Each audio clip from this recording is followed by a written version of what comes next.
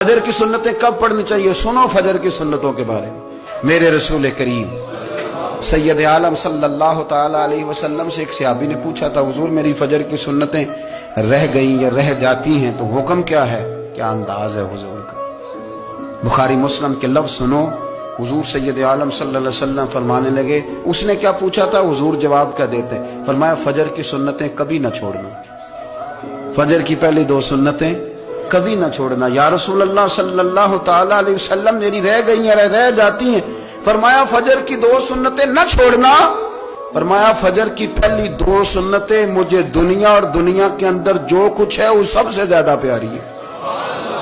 फजर की दो सुन्नतें दुनिया और दुनिया में जो कुछ है मुझे वो सबसे ज्यादा प्यारी है, इसलिए फजर की सुन्नतें न छोड़ना। याद आती है तो आंसू भी निकलते हैं, दुआ भी निकलती है। थे कुछ लोग पिछले साल जो इस साल मौजूद नहीं हैं। वक्त तेजी से गुजर रहा है तो ये सादतें बड़ी कीमती हैं।